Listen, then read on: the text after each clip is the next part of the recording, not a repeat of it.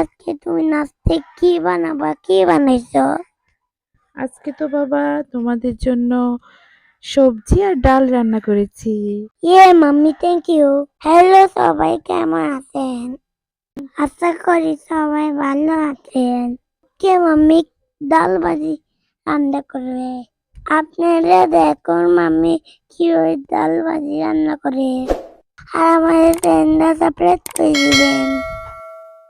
Hello সবাইকে, কেমন আছেন? আশা করছি সবাই খুব ভালো আছেন। এতক্ষণ আরফের বকবকানি শুনলেন। এখন কিভাবে আজকের নাস্তাটা আমরা রেডি করলাম সেটা দেখাবো। আজকের নাস্তায় আমরা একটু সবজি রাখার চেষ্টা করছিলাম। তাই কি করব ভাবছিলাম, হঠাৎ করে ভাবলাম একটু ফুলকপি দিয়ে একটু মসুর ডাল দিয়ে একটু ভাজি করার চেষ্টা করি। আমি যখন এটা করছিলাম তখন রাত ১২টা বাজছিল, কারণ পরের দিন সকালবেলা করার টাইম পাবো না, তাই আগের দিন রাতেই করে রাখা হয়েছিল। এখানে অ্যাজ ওয়েল এজ আমি একটা প্যানে তেল গরম হওয়ার পর এখানে কিছু পেঁয়াজ আর কাঁচামরিচ দিয়ে দিলাম। একটু হালকা লাল হওয়ার পর আমি এখানে একটা তেজপাতা দিয়ে দিলাম স্মেলটা ভালো আসার জন্য। এখানে পেঁয়াজটা একটু ভালো করে লাল হওয়ার পর এখানে আমি কিছু ছোট ছোট করে, আপনারা দেখলেই বুঝতে পারবেন, ছোট ছোট করে কিছু ফুলকপি কেটে নিছি, যাতে করে ডালটা সিদ্ধ হওয়ার সাথে সাথে এগুলো যেন সিদ্ধ হয়ে যায়। এখানে হালকা একটু তেলে ভাজার পর আমি এখানে মসুর ডাল কিছু দিয়ে দিলাম। এখানে আমি পরিমাণে বেশি মসুর ডাল দিয়ে ফেলছি, আপনারা চাইলে একটু কম দিতে পারেন। এখানে ফুলকপির তুলনায় আমার ডালটা একটু বেশি হয়ে গেছে, আপনারা চাইলে সমান রাখতে পারেন।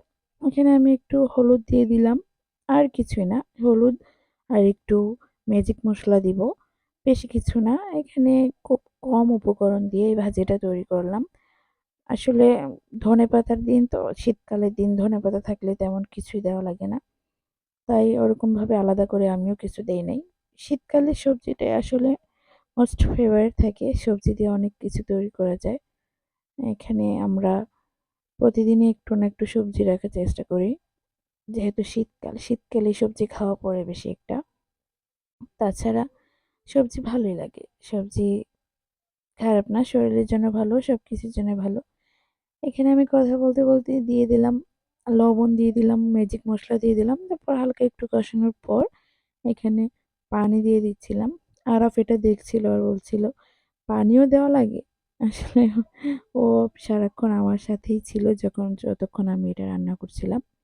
পানি দেওয়ার পর কিছুক্ষণ আমরা এটা ঢেকে রাখলাম, প্রায় ৫ মিনিটের মতো।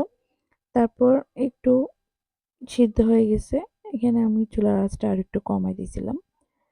আপনারা তো যারা রান্না করেন বুঝেন কিভাবে আসলে এটা মেক করতে হয়। আমি জাস্ট একটু অ্যাজ ওয়েল এজ যেভাবে দেখানোর কিভাবে মেক করলাম ওইটাই জাস্ট দেখাচ্ছি। আশা করি আপনারা আমার থেকে আরো ভালো তৈরি করতে পারবেন।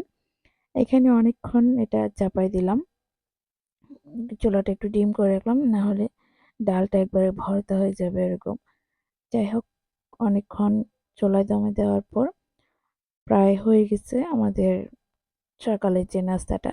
আমি এটা তার হওয়ার পর কিছুটা নাড়া দিয়ে দেখলাম মোটামুটি সিদ্ধ হয়ে গেছে, ফুলকপিটাও সিদ্ধ হয়ে গেছে আর আমাদের ডালটাও সিদ্ধ হয়ে গেছে। এখানে সবগুলো আরেকটু ভালো করে নাড়াচাড়া করার পর অনেকগুলো ধনেপাতা দিয়েছিলাম আমি, মানে অনেকগুলো, মানে এখানে পরিমাণের চেয়ে একটু বেশি ধনেপাতা দিলাম। এই যে দেখেন, আমি একটু দেখাচ্ছিলাম, এরকমটা ব্যাকগ্রাউন্ডের জন্য বোঝা যাচ্ছিল না। তারপর এটা হওয়ার পর অনেকগুলো ধনেপাতা, মনে হচ্ছিল আমি শাক বিছিয়ে দিচ্ছি, আসলে শাক না, আমি ধনেপাতায় দিলাম। অনেকগুলো ধনেপাতা দিয়ে তারপর এটা রেখে দিলাম রেস্টে। ইনশাল্লাহ আগামীকাল সকালবেলা, পরের দিন সকালবেলা আমি এটা সার্ভ করে দিলাম আমার হাজব্যান্ডকে, আরফকে। যদিও আরফ সবজি খায় না, একদমই খেতে চায় না, তারপরও একটু দিলাম ওকে, দেখি কি বলে। এই যে আমাদের সকালের নাস্তা রেডি হয়ে গেল। বাবা দেখছো আমাদের নাস্তাটা? হ্যাঁ মাম্মি, এটা তো অনেক সুন্দর হয়েছে। থ্যাংক ইউ বাবা, তাহলে চলো এটা খেয়ে নিবা। হুম। ওকে, তাহলে সবাইকে আল্লাহ হাফিজ দিয়ে দাও। আল্লাহ হাফেজ, ভালো থাকবেন আর চ্যানেলটা সাবস্ক্রাইব করে দিবেন।